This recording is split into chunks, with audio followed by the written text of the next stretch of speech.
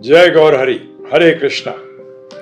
आप सबको इस 2023 के दशहरे पर शुभकामनाएं। दशहरा बड़ा ही विशेष दिन है। दशहरा संस्कृत में दश का मतलब होता है सब बुराइयां, हरा जिनको हर लिया गया, खत्म कर दिया गया। तो दशहरा वो दिन है जिस दिन हमें प्रण लेना चाहिए कि हम हमारी समस्त जो बुराइयां हैं उनको खत्म कर देंगे, समाप्त कर देंगे, मार देंगे। क्या हमने कभी ऐसे सोचा कि हमें ऐसा करना चाहिए? या आपने जाके रावण को मारे आए? रावण बाहर भी है और अंदर भी है। त्रेता युग में राम जी ने रावण को मार दिया था, परंतु फिर भी हम रावण की एक प्रतिमा बनाते हैं और उसको जला देते हैं, मार देते हैं, खत्म कर देते हैं। आज इसकी क्या आवश्यकता है? आज इसकी ये आवश्यकता है कि रावण को किसने मारा? राम जी ने मारा। किसने मारा? राम जी ने। तो रावण किसका प्रतीक था? बुराइयों का प्रतीक था। इसलिए जिस दिन भगवान राम ने रावण का वध किया, उसको आज भी मानव दशहरा के नाम से मनाता है। परंतु यहाँ भगवान हमसे बताना क्या चाह रहे हैं? हमारे पूर्वजों ने, हमारे ऋषियों ने, हमारे महात्माओं ने, हमारे संतों ने क्यों इस प्रथा को चलने दिया, जिसमें जी राम जो है, श्री राम जो है, वो रावण को मार रहे हैं? ये बताने के लिए कि पहली बात जानिए कि हमारे अंदर रावण कहां छिपा हुआ है, उसको निकालिए बाहर। रावण को मारने का अर्थ क्या है? कि हम देख सकें अपनी बुराइयों को। अधिकतर लोग अपनी बुराइयों को देख नहीं पाते, इसीलिए गुरु होता है। गुरु आईना है, जिस आईने में हम अपनी बुराइयों को, अपनी गलतियों को देख सकें। ये तो पहली चीज हुई, क्योंकि जब देख नहीं पाओगे, जब समझ नहीं पाओगे, तो मारोगे किसको? है जी, मारने के लिए कुछ चाहिए तो मारना किसको मारना है? रावण तो मर चुका है जी। नहीं, वो आज भी जिंदा है।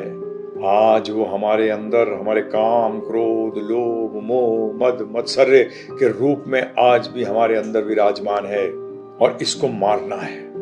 दूसरी बात, दशहरे के दिन की क्या बहुत विशेषता है कि इस रावण को कौन मार सकता है? कोई नहीं। इस रावण को कोई नहीं मार सकता, सिर्फ एक को छोड़कर। क्या है वो? श्री राम, अर्थात भगवान राम ही मार सकते हैं इन रावण रूपी बुराइयों को। कौन मार सकते हैं? सिर्फ राम जी मार सकते हैं और कोई नहीं मार सकता। परंतु राम जी तो त्रेता युग में थे, अब कैसे मारेंगे? तो यही तो विशेषता है श्री राम, श्री कृष्ण, इन नामों की। ये भगवान पूर्ण है, उनमें और उनके नाम में कोई भेद नहीं है। इसलिए आज भी आप राम नाम का उसी तरीके से उपयोग कर सकते हैं, कृष्ण नाम का उसी तरीके से उपयोग कर सकते हैं जैसे वो स्वयं ही कार्य कर रहे हैं। तो राम जी ने क्या स्वयं मारा या बाण से मारा? आप बोलोगे हम तो जानते हैं बाण से मारा। बाण क्या है? यहां राम जी की आज्ञाएं, वो बाण हैं। और ध्यान रखिएगा, ये बुराइयां कैसे बैठी हैं? रावण के नाभि में थी वो अमृत की, अमृत जो था वो नाभि में था, उसको सुखाना है। नहीं तो रावण यथारूप लगा रहेगा, एक सर काटोगे फिर वापस आ जाएगा। अर्थात एक बुराई हटाओगे, वो बुराई खत्म नहीं होगी, वो दोबारा आ जाएगी। तो उसको जड़ से हटाना है। और उसके लिए क्या करना पड़ेगा?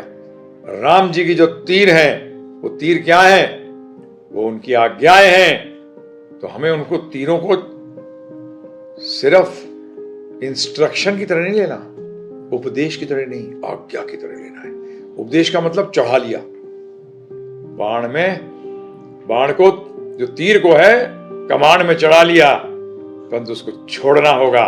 अर्थात इन बुराइयों पर राम नाम, अर्थात राम जी की जो आज्ञा है, कृष्ण भगवान की जो आज्ञा है, राम जी ने अपनी आज्ञाएं भगवत गीता में दी है हमें, क्योंकि कृष्ण, श्री कृष्ण में और श्री राम में रत्ती भर भी भेद नहीं है।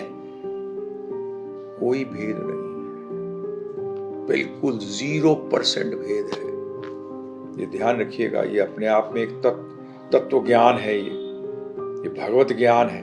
इसलिए दशहरे के दिन क्या करना है आपको? दशहरे के दिन से पहले आपको तैयारी करनी है। ये नवरात्रे क्या है? ये युद्ध चल रहा था, अर्थात आप क्या कर रहे हैं? आप तैयारी कर रहे हैं समझने के लिए मेरे अंदर क्या क्या बुराइयां हैं। ये बुराइयां बीमारी हैं, बहुत बुरी बीमारी हैं। ये कैंसर से बुरी बीमारी है, ध्यान रखिएगा। ये आपको ऐसा रोग देती है, उसका नाम है भव रोग, जिससे बड़े बड़े सूरमा नहीं निकल पाते, जन्म मृत्यु के चक्कर में फंसे रहते हैं।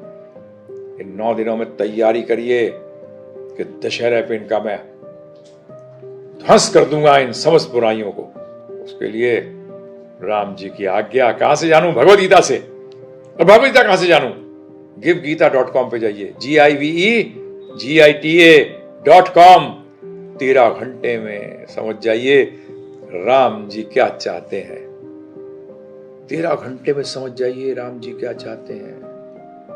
देखिए कमाल, 13 घंटे में समस्त बुराइयां समाप्त, खत्म, का नाश हो जाएगा। इससे बढ़िया बात और क्या हो सकती है? और जीवन के अंदर सफलता, सफलता ही नहीं, पूर्ण सफलता, आनंद की प्राप्ति होगी। इस दशहरे पे एक चीज ध्यान रखिएगा, एक बात का ध्यान रखिएगा बहुत ध्यान से। वो ये है, अगर दशहरा सही तरह नहीं मनाया, अर्थात अपनी बुराइयों को खत्म नहीं किया, तो दिवाली नहीं मना पाएंगे। आपकी दिवाली नहीं बन पाएगी सही। इस बात का ध्यान रखना। तो दशहरे पे पहले सब बुराइयों से अपने आप को साफ करिए, फिर राम जी आएंगे दिवाली पे, समझे? तो बहुत बहुत धन्यवाद फिर से एक बार आप सबों को।